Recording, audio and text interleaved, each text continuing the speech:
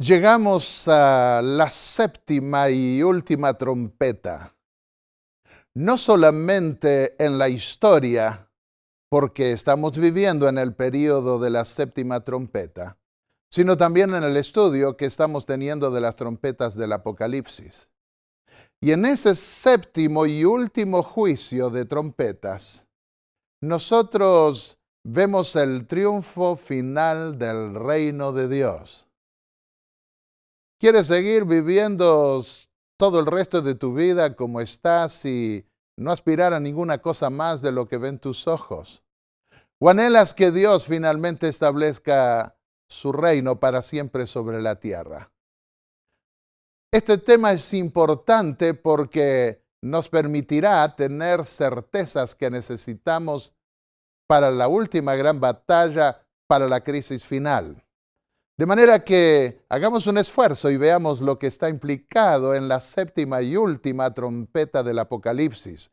Recordemos que las trompetas son juicios divinos y Dios efectúa esos juicios a través de distintas personas. Por ejemplo, el rey de Asiria fue vara en la mano de Dios para castigar a su pueblo.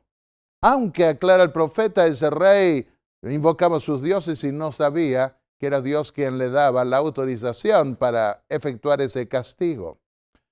Así también en los ejércitos que están representados en esos juicios de trompeta, nosotros vemos la mano de Dios como árbitro de todos los destinos para mantener el control del mundo y para mantener también en jaque los poderes que obstruyen la predicación del Evangelio.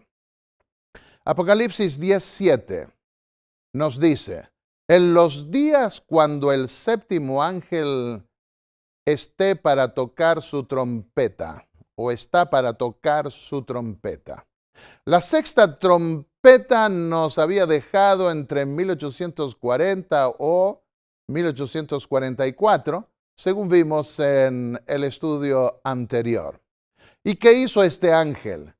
Este ángel juró por el que creó los cielos y todo lo que hay en ellos, la tierra y todo lo que hay en ella, el mar y todo lo que hay en él. Apocalipsis 16. Hay un acto ahora solemne. Se destaca al Creador. Y el tema de la creación será la base del primer mensaje angélico que debía predicarse al iniciarse el tiempo del fin, más definidamente dentro del tiempo del fin, el juicio de Dios en el lugar santísimo del templo celestial. Este ángel no jura por nuestro honorable padre gorila. ¿Por qué se inventó la teoría de la evolución? Que nos hace creer que venimos de formas menores, o de un gorila, o de un antecesor común. Porque los hombres quisieron descartar a Dios del mapa. Quisieron negarle su autoría. Quisieron sacarse de la cabeza, quitarse de la cabeza la idea de un juicio. Si nuestro antecesor es un gorila o algún otro antecesor común que hayamos podido tener, no tendremos que rendirle cuenta a nadie de lo que hacemos. Pero si Dios es el creador, entonces sí, llegará el día en que tendremos que dar cuenta al creador por lo que hicimos con su creación. La invención humana de la evolución es una burla al creador del universo. Pero el cielo no juega con Dios.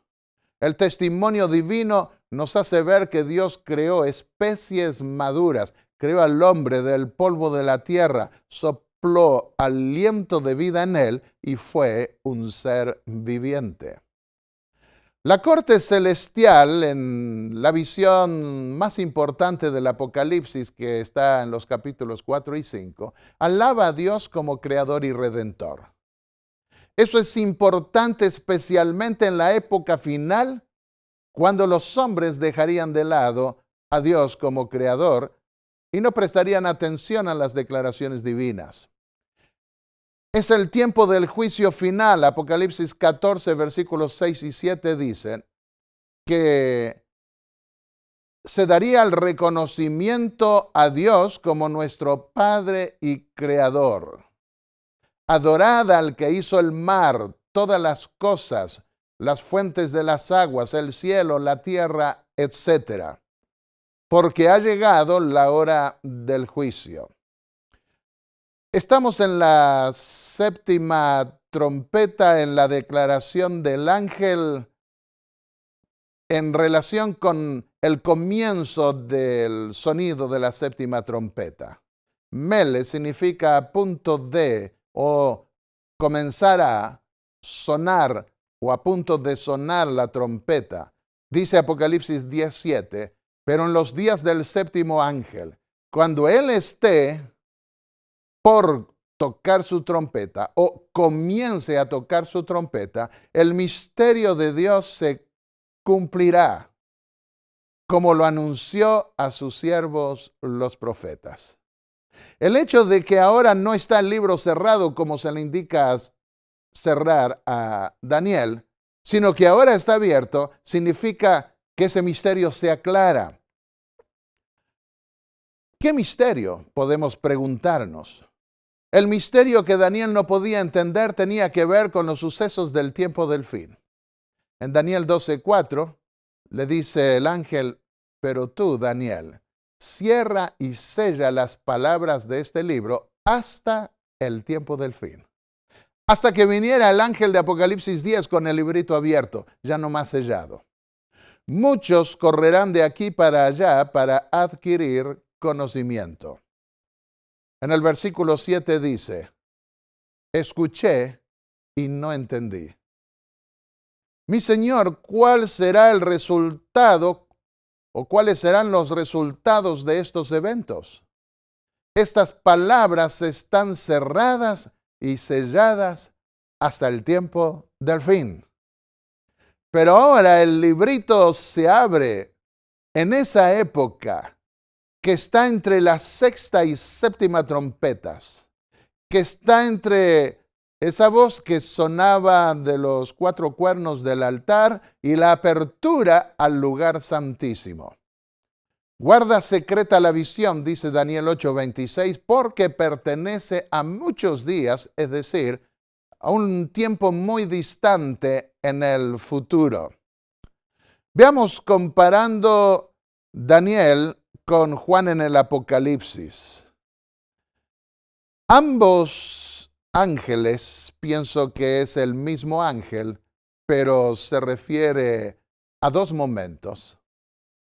Ambos ángeles dicen que entonces, en ese tiempo del fin, cuando se abriese ese libro, todas estas cosas se completarán, o se entenderán, o se terminarán. El misterio de Dios se completará, dice Apocalipsis 10, versículos 6 y 7, tal como lo anunció Dios a sus siervos los profetas. Y Daniel 12 anunciaba para el futuro los versículos 4 y 7 al 9, en el tiempo del fin será abierto el libro. Y todas estas cosas que pertenecen a ese tiempo del fin se completarán. Así que vemos el nexo, la relación, la conexión entre ese libro sellado con respecto a las cosas que debían cumplirse en el tiempo del fin, ese libro sellado que se le indicó, se le dio a Daniel, y ese librito abierto que ahora abre la profecía de Daniel al entendimiento. Ese librito hoy está abierto. Ambos ángeles juran por el que vive para siempre, otro nexo lingüístico incluso, o literario. Y debía quedar sellado hasta el tiempo del fin. Y una vez que llegase el cumplimiento, entonces no habría más fechas proféticas.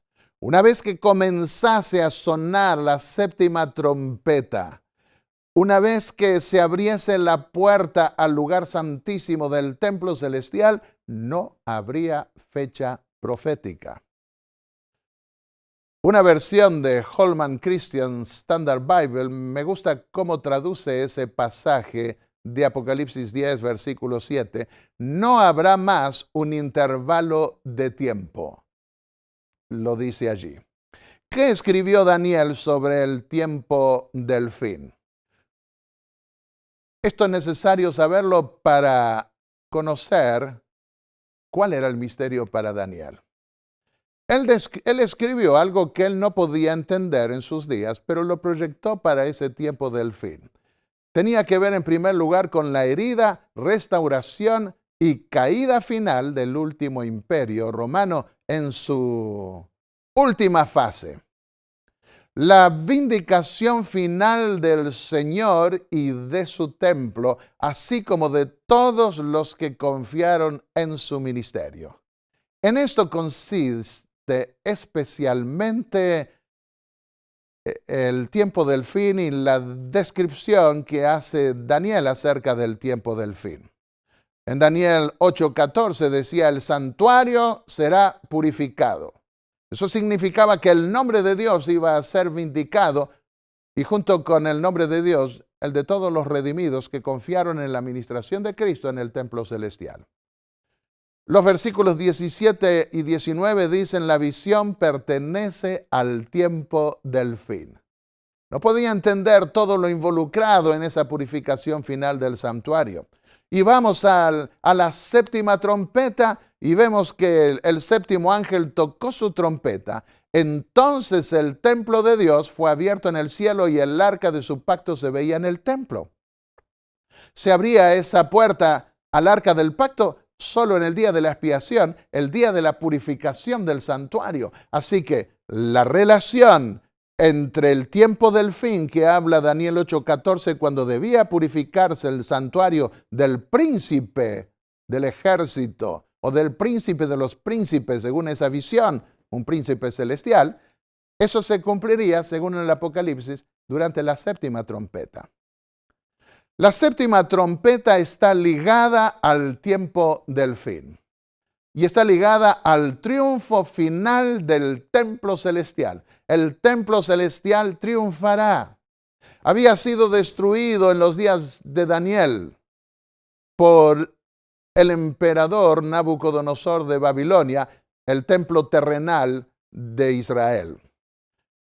¿Cómo iba a sobrevivir el templo del nuevo pacto a lo largo de los siglos con los siguientes imperios que debían venir? Eso no lo podía entender Daniel.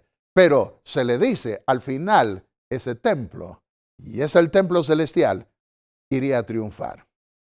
De manera que en el libro de Daniel vemos que el tiempo del fin abarca el tiempo en que se purifica el templo de Dios en el cielo, se vindica el carácter de Dios y de todos los redimidos de quienes se borran sus pecados. Daniel 8. En Daniel 7 comparece en el tiempo del fin el Hijo del Hombre ante esa corte de juicio y recibe dominio y gloria. Tiene que ver con la coronación del príncipe de los cielos. Y también se nos dice en Daniel 12:1, en aquel tiempo se pondrá de pie Miguel, el gran príncipe que se pone de pie por los hijos de tu pueblo. Se levantará, traducen la mayoría de las versiones, literalmente se pone de pie. Se pone de pie para interceder en el lugar santísimo y concluir la obra de redención en esa corte de juicio y también la obra de intercesión, todos temas que hemos considerado en otros momentos. De manera que en el tiempo del fin hay un juicio, el juicio final. Hay una vindicación de Dios, de su gobierno celestial y universal, y también de los redimidos. Y hay una coronación, la coronación del Hijo del Hombre. Eso es lo que vemos también representado en la séptima trompeta. Hay grandes voces en el cielo, grandes acontecimientos. Tanta paciencia se vio en el cielo, me imagino los ángeles esperando hasta cuándo el clamor ese apocalíptico que venía ya desde la tierra. Y dicen esas grandes voces en el cielo, el reino del Señor ha llegado a ser el reino del Señor y de su Cristo. Por fin, al final, no está hablando de la coronación inaugural, está hablando del tiempo final, cuando llega a ser ese reino, cuando el Hijo de Dios va a ser coronado como Rey de Reyes y Señor de Señores, y cuando va a ser coronado como Rey de la Nueva Jerusalén, la metrópolis universal del Nuevo Mundo, esa metrópolis eterna. Los 24 ancianos que forman parte de ese cortejo celestial del tribunal del cielo dicen: te damos gracias porque has tomado tu inmenso poder y has comenzado a reinar. Culmina la obra en ese periodo de apertura al lugar santísimo, y entonces Dios y su Hijo comienzan a reinar y en forma definitiva en este mundo, destruyendo todos los reinos de la tierra, nos dice Daniel, para ese tiempo final, y luego estableciendo el suyo propio, el de Dios, para toda la eternidad. El Hijo del Hombre viene al anciano de días. Nos dice Daniel 7, versículos 13 y 14. Y le fue dado dominio y gloria y reino para que todos los pueblos, naciones y lenguas le sirvan. Su dominio es un dominio eterno que nunca pasará y su reino no será destruido. El Hijo del Hombre, una referencia también al Hijo de Dios que encontramos en el mismo libro de Daniel, viene a la corte del juicio que tiene todos los libros abiertos para analizar quiénes serán los redimidos. Y Él viene a recibir un reino. Es al final, en el juicio final. Hay un gran chasco, según nos dice Apocalipsis 10, en relación con lo que debía esperarse que ocurriera en esa etapa final. Dice: la voz que había escuchado del cielo habló conmigo una vez más y dijo: ve, toma el rollo que está abierto en la mano del ángel que está de pie sobre el mar y la tierra.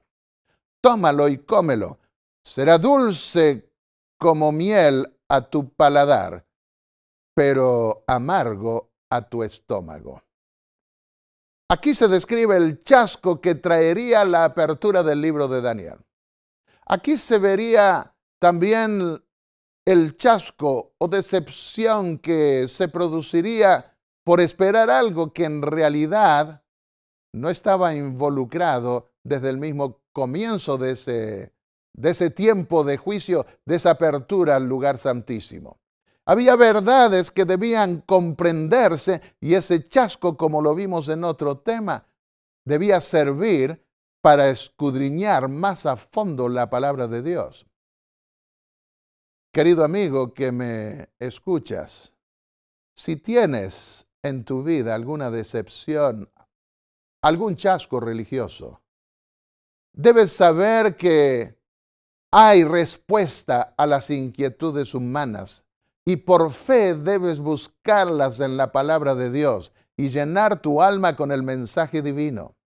No está mal tener algún chasco con respecto a algo que se creía y que se descubre que era error. El problema está cuando no buscamos la solución en la palabra de Dios y Dios está presto a dar esa respuesta.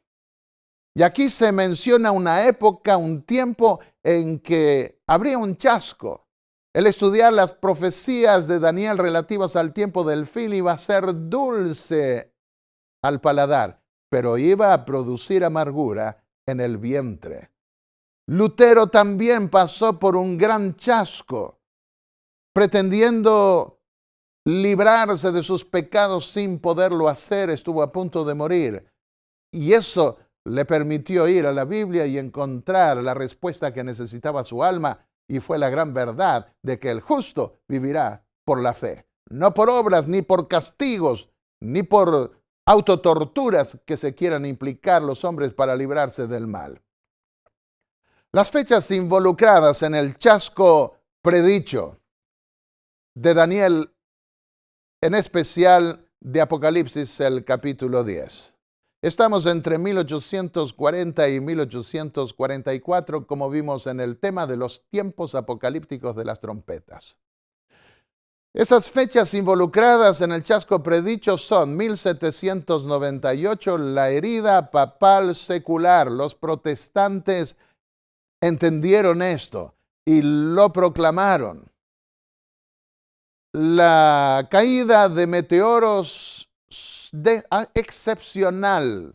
No se conoce una caída de meteoros tan impresionante como la que se dio en 1833. El Imperio Otomano pierde su soberanía en gran medida en 1840, se somete a las autoridades de Europa Occidental y culmina la sexta trompeta.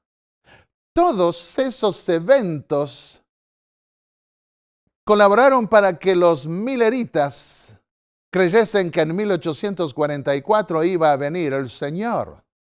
De manera que estaban completamente convencidos de ese hecho, pero malinterpretaron la profecía porque creyeron que en 1844 la tierra era el santuario, el templo, y la purificación entonces sería mediante el fuego de la venida del Señor.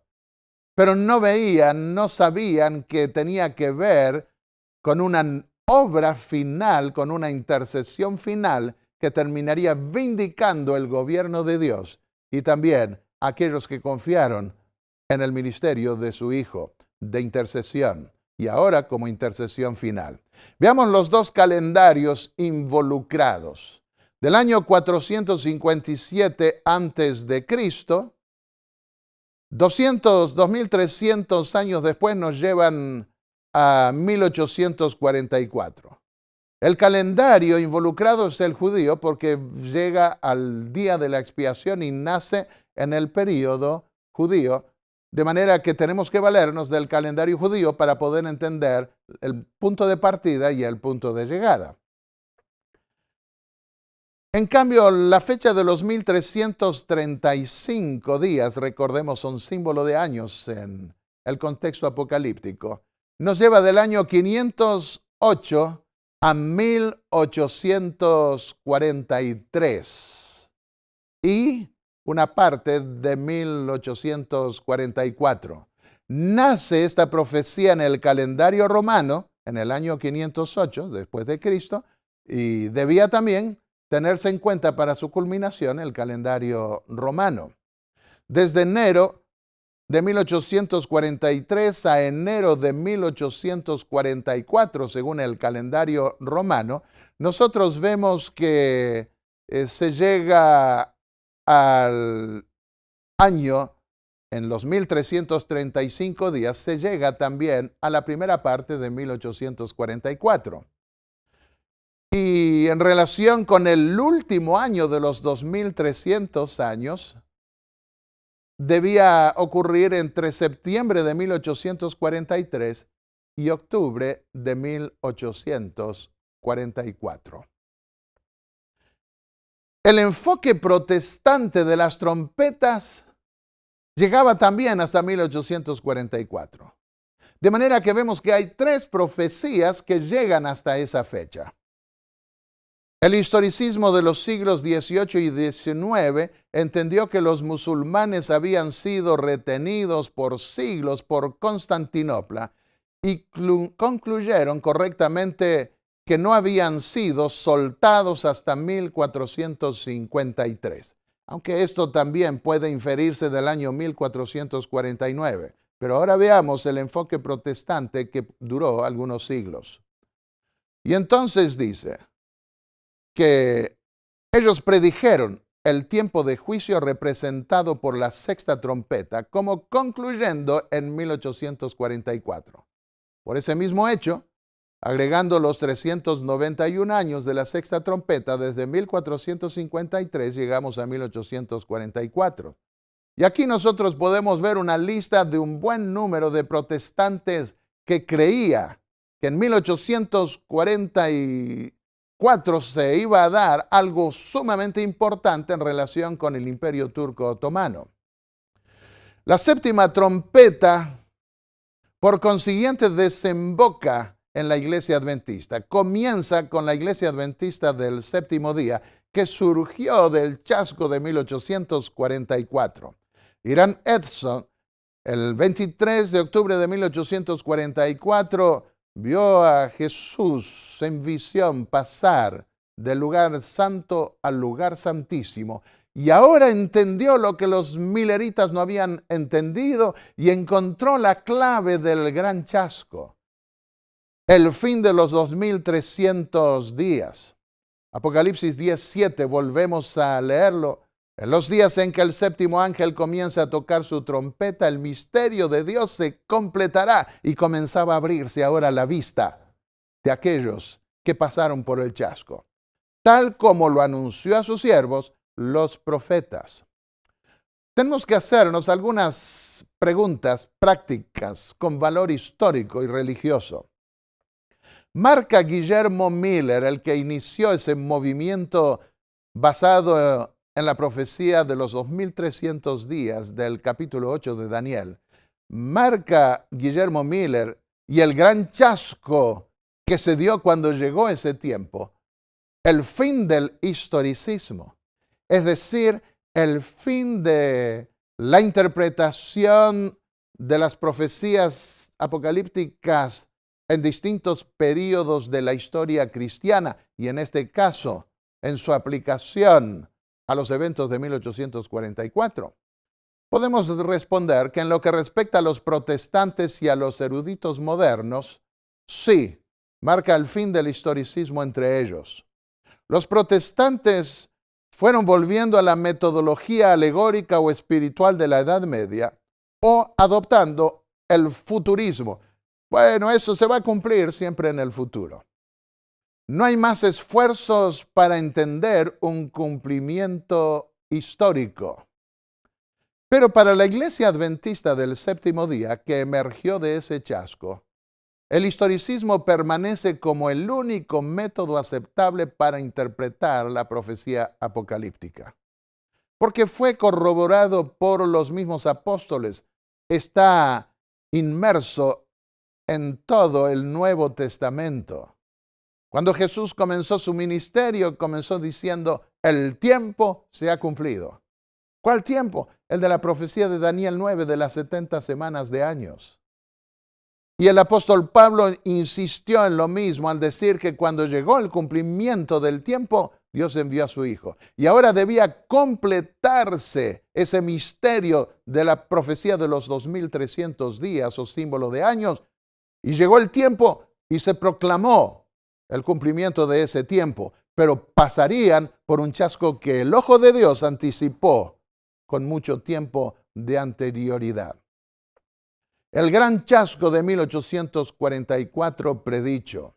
Aquí vemos la roca de la ascensión, como llegó a llamarse, detrás de la hacienda de Miller.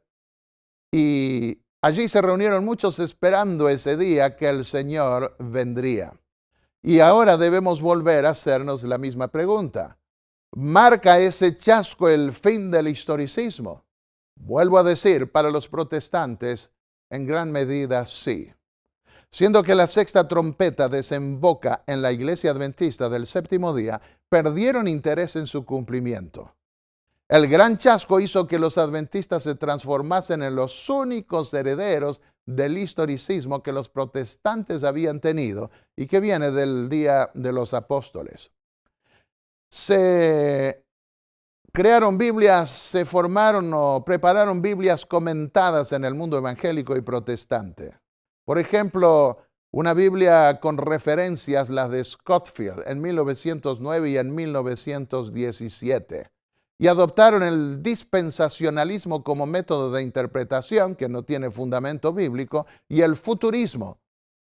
Roma dejó una vez más de verse como merecedora de los juicios de Dios. Los primeros cristianos en los primeros 3 o 4 siglos veían el cumplimiento de los juicios de Dios que debían caer sobre Roma, pero la conversión de Constantino, el primer emperador romano, aunque nominalmente al cristianismo, comenzó a cambiar esa perspectiva y ahora ya Roma podía convertirse y no iba a recibir más necesariamente los castigos divinos. Pero cuando a través de los pontífices romanos comenzó a perseguir a los protestantes y a toda voz disidente que quería apoyarse solo en lo que decía la Biblia, entonces vieron que sí, efectivamente, Roma seguía siendo objeto de los juicios de Dios y vieron en las invasiones musulmanas, ya no las bárbaras que habían acabado con Roma imperial occidental, sino ahora las invasiones musulmanas que eran una especie de castigo, de juicio, de freno parcial, pero al fin y al cabo un juicio contra esa manera de perseguir a los que querían fundar su fe en la conciencia, en una conciencia sujeta a la palabra de Dios. Pero en 1798 el papado romano recibió un golpe mortal cuando el papa de turno fue tomado prisionero y muere cerca de un año después, y por un tiempo corto tiempo quedó la Iglesia Católica sin un papa. Apocalipsis 13:3 advertía de esa herida de muerte que sería, sin embargo, restituida al final. Y Daniel nos decía que eso se cumpliría en el tiempo del fin. Pero los protestantes no se dieron cuenta que se levantaría otra vez el poder papal. Pasemos ahora a considerar cómo entendieron los que sobrevivieron al chasco de 1844 la profecía de la sexta trompeta y en relación con las trompetas del Apocalipsis.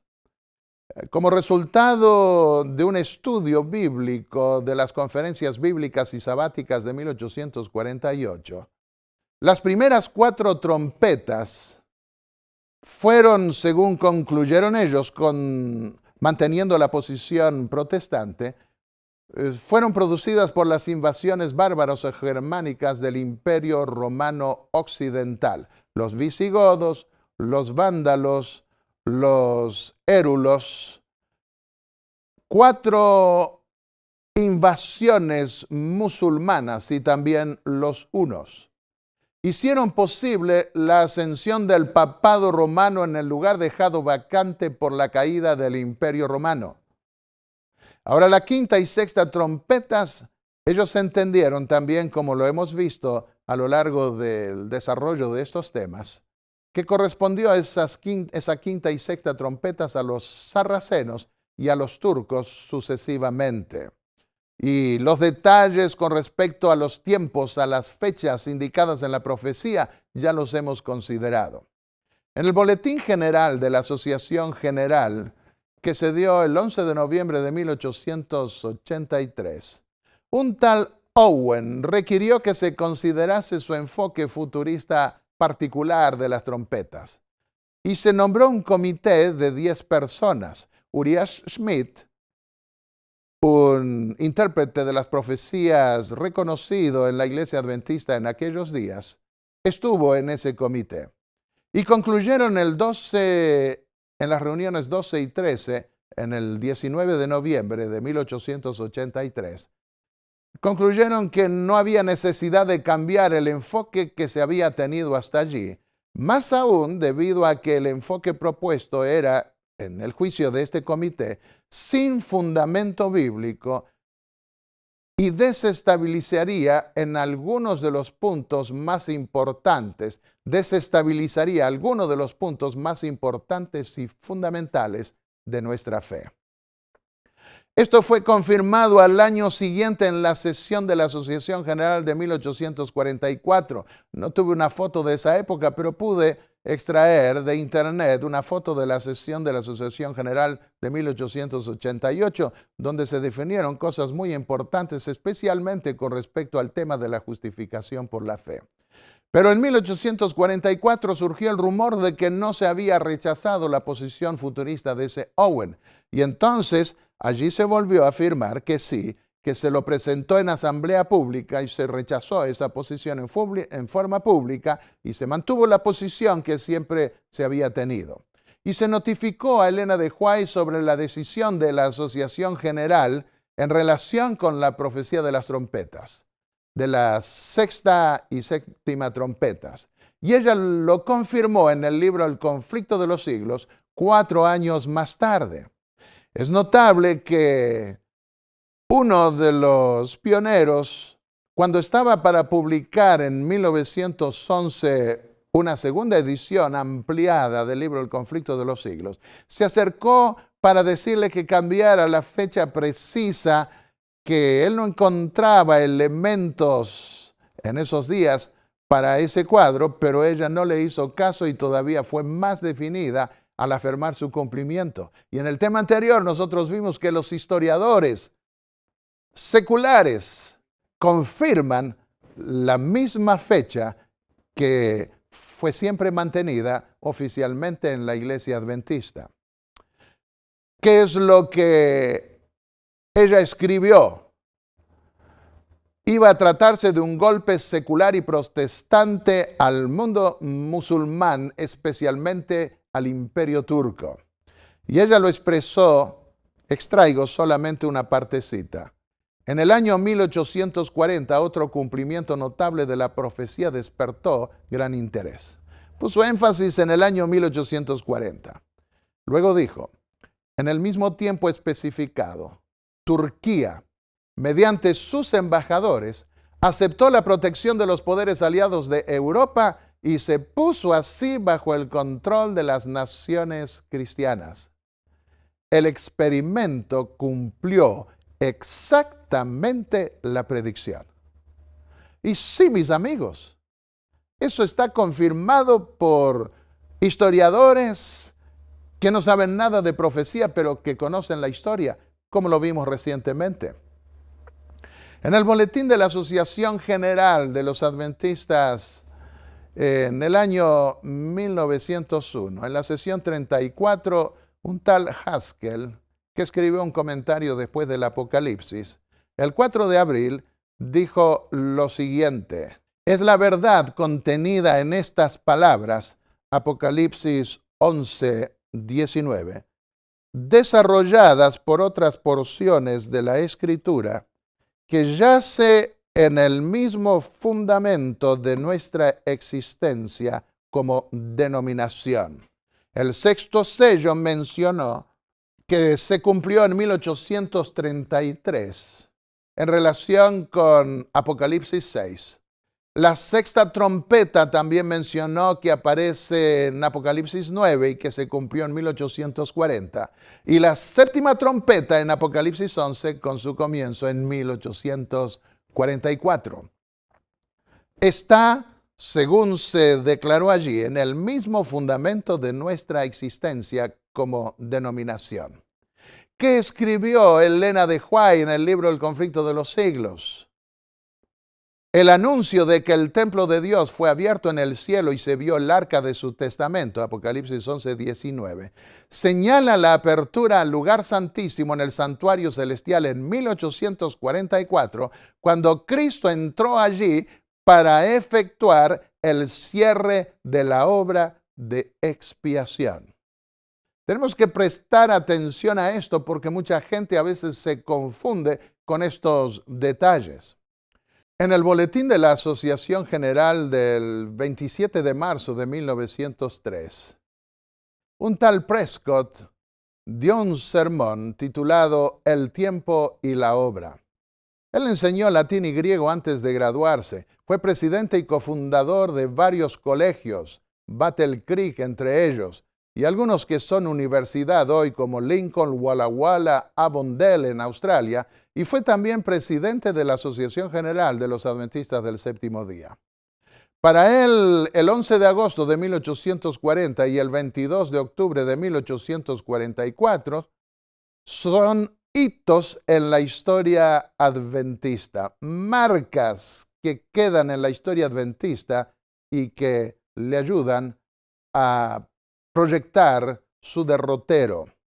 Después él tuvo un poco de problemas con la fecha del 11 de agosto.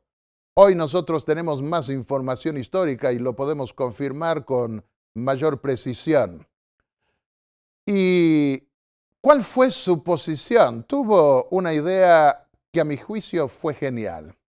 En las primeras 4 trompetas, él vio cómo los protestantes también que nos habían antecedido, él vio la caída de Roma imperial occidental y el establecimiento de los 10 reinos europeos bajo la apostasía papal. Hay un Dios fue el lema y el Papa es su profeta en sus palabras. La cabeza de la iglesia o alguien que ocupa el lugar de Cristo, podríamos agregar. En la 5ª y 6ª trompetas, él vio la caída de Roma imperial oriental y el establecimiento de la otra apostasía, la religión musulmana, el Islam.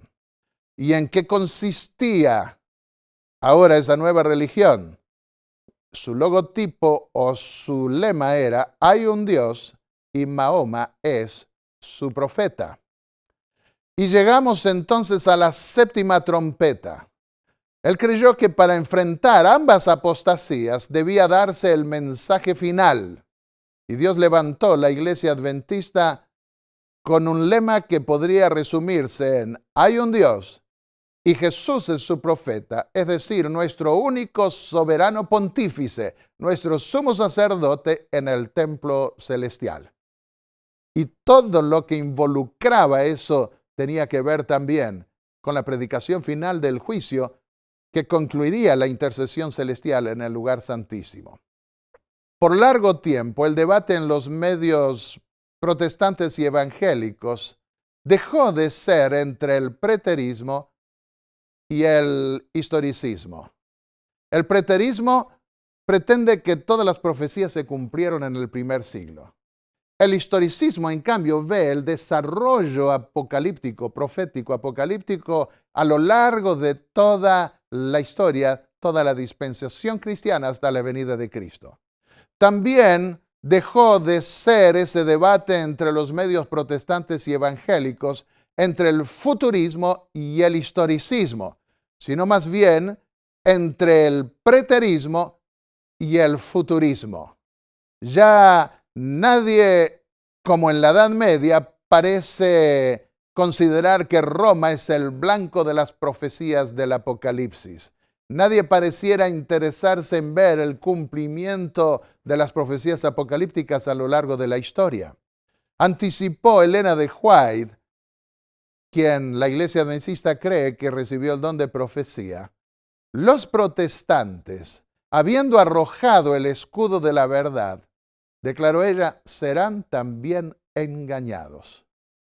Y es por eso que estamos viendo en forma asombrosa que personajes como Rick Warren están ahora amonestando a unirse con la Iglesia Católica Romana y otros líderes evangélicos viendo luz en buscar un acuerdo, una sintonía con Roma. Han perdido la visión, la perspectiva profética del Apocalipsis. Y agrega Elena de White, pero Dios tendrá un pueblo sobre la tierra que sostendrá la Biblia y solo la Biblia. En relación con la 7ª trompeta vemos también la coronación del rey de la Nueva Jerusalén. Habría una ceremonia de boda que estaba representada por el juicio que culminaría en el banquete de boda que tendría el rey de la Nueva Jerusalén con sus redimidos, con los ciudadanos eternos de esa ciudad.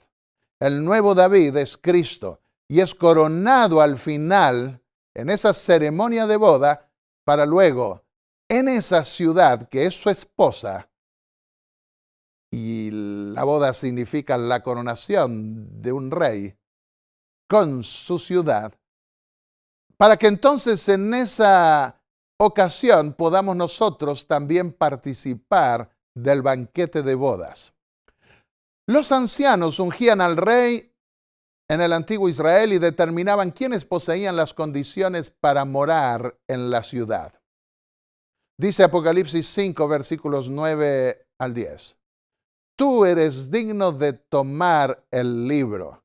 En ocasiones anteriores vimos que eso significaba decir, tú eres digno de ser rey. Reinarán sobre la tierra. ¿Quiénes? Los redimidos, Eso lo dice Apocalipsis 5, 9 y 10.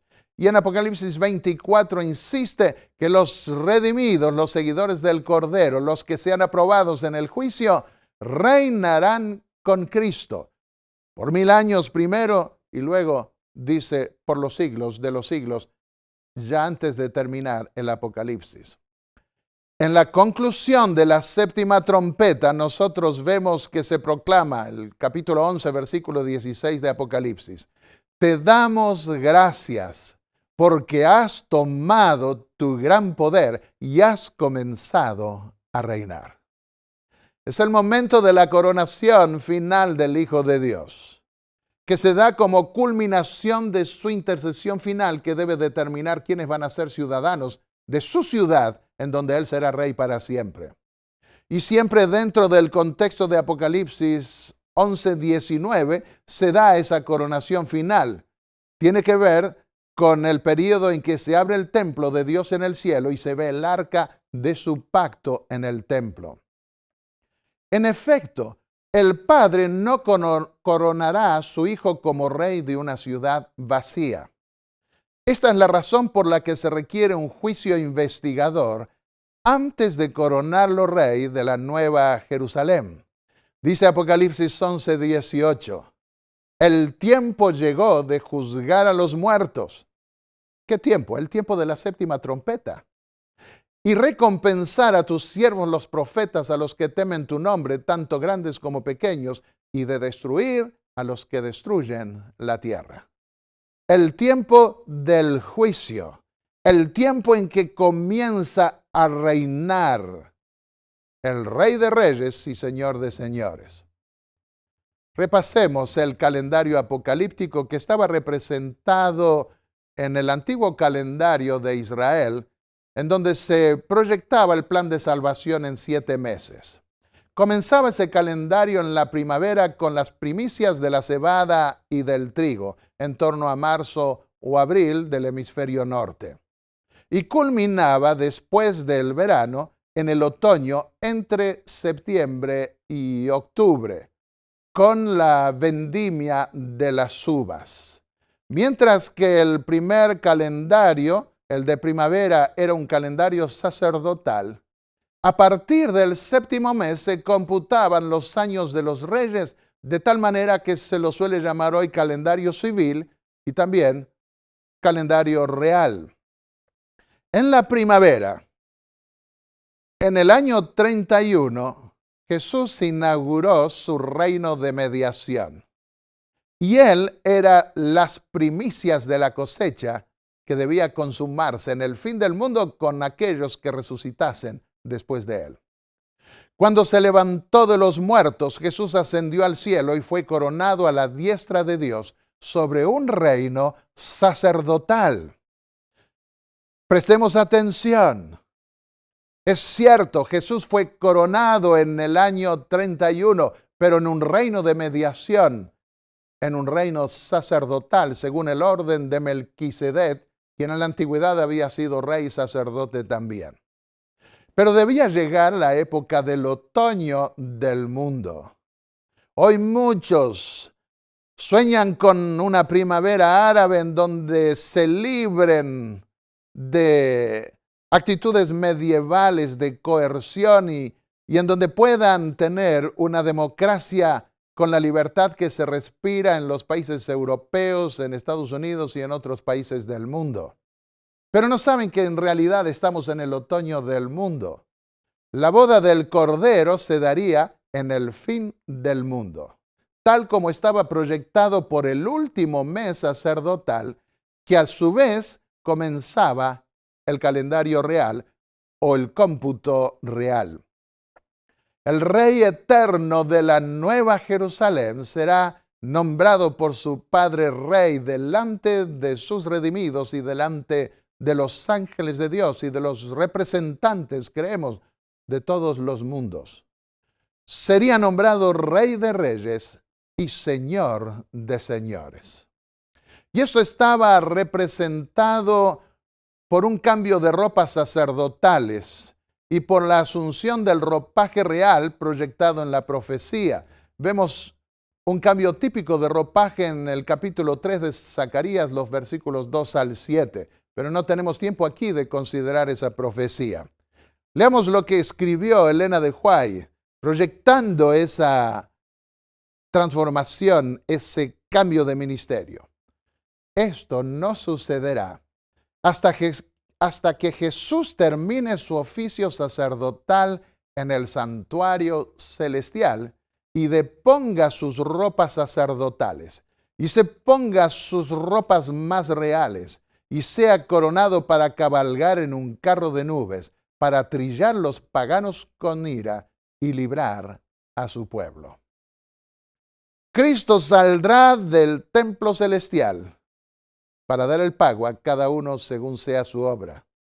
Es entonces que se cumplen las palabras de Apocalipsis 22. El que es justo siga siendo justo y el que es injusto siga siendo injusto también, etc. Porque ya no hay más posibilidad de salvación. En Apocalipsis 14:14 se habla de esa coronación final del Hijo de Dios cuando vienen las nubes del cielo ya con una corona sobre la otra. En el libro Primeros Escritos, página 280, escribió Elena de White: vi a Jesús deponer su ropaje sacerdotal y vestirse con sus ropas más reales. Sobre su cabeza había muchas coronas, una corona dentro de otra. Rodeado de la hueste angélica, se retiró del cielo.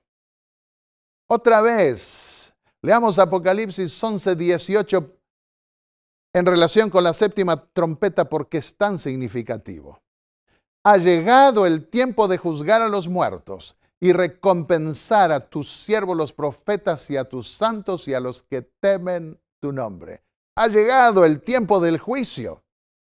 Temed a Dios y dadle gloria, dice Apocalipsis 14:7, porque la hora de su juicio ha llegado. Habría un tiempo, el tiempo del juicio, la hora de su juicio. Distintas maneras de referirse a un periodo de tiempo donde se analiza la vida de aquellos que vivieron sobre la tierra e invocaron el nombre de Dios para ver si se les concede finalmente un lugar en esa ciudad celestial como ciudadanos de la ciudad del gran rey. Y en ese periodo de la séptima trompeta se consuma la ira de las naciones que insufla o que es soplada, por así decirlo, por el dragón, la ira del dragón, contra los que obedecen los mandamientos de Dios y tienen el testimonio de Jesús. Así como Satanás quiso impedir que Cristo saliera de la tumba y ascendiera al cielo y fuese coronado a la diestra de Dios, así va a procurar también impedir que los redimidos, la última generación fiel que guarda los mandamientos de Dios y tiene la fe de Jesús, sea coronada en el cielo. Y por eso lanza su ira de furia contra ellos. Y se da en la séptima trompeta, se dan las 7 postreras plagas que consuman la ira de Dios, lo que está en Apocalipsis 16. Es la ira de Dios con la ira de las naciones. Se produce así el Armagedón y Dios destruye las naciones con las 7 postreras plagas que consuman la ira de Dios. Nuestro tiempo de vindicación es este. Nosotros estamos viviendo en el tiempo de la vindicación del nombre de Dios que ha sido tan profanado aquí por esta creación rebelde. Y Dios quiere que nosotros vindiquemos aquí en la tierra su nombre. Y que con nuestro testimonio los ángeles de Dios puedan alabar y glorificar a Dios también por su obra de redención. Vivimos en el tiempo en que el templo de Dios, el gobierno de Dios, el santuario celestial triunfará y junto con él, con ese gobierno divino, triunfarán los que adoran allí por fe desde la tierra y con los ángeles de Dios que lo hacen en ese mismo lugar. Querido amigo, vivimos en la época de la séptima y última trompeta. Este mundo no da más. Se pretende arreglar algunas cosas. Parece haber momentos de bonanza. pero seguirá habiendo calamidades humanas, de la naturaleza, de todo tipo, porque este mundo no puede regenerarse, redimirse a sí mismo. Y el último mensaje que debe ser dado al mundo es adorar al Creador, salir de la corrupción del mundo y unirse al pueblo de Dios que espera la venida del Señor. Quiera Dios que tú puedas prepararte también. Preparémonos para encontrarnos con el Señor. Es el deseo que tengo de todo corazón para ti que me estás escuchando y también para mí. Inclinemos el rostro para orar. Padre y Dios Santo que estás en los cielos, gracias Señor porque nos muestras a través del Apocalipsis y de la historia que vivimos en el tiempo del fin. La gran paciencia que tienes tú para con este mundo se muestra en un tiempo que ya se ha estado manifestando mientras dura tu juicio y que espera la consumación de las respuestas del clamor de los justos que a lo largo de los siglos se expresó. ¿Hasta cuándo, Señor? Esperamos tu regreso, pero por sobre todas las cosas invocamos el nombre de Jesús porque queremos estar limpios para tu venida y queremos pertenecerte. Queremos que seas tu Rey en nuestra vida. A través de tu Espíritu Santo tú puedes convertirnos en verdaderos hijos de Dios. Y queremos que nos transformes en ciudadanos dignos de ese reino celestial, no por nuestros méritos, sino por los méritos preciosos que nos imparte tu Hijo amado. En el nombre de Jesús te pedimos, una vez más, que nos fortalezcas y nos ayudes a obtener la victoria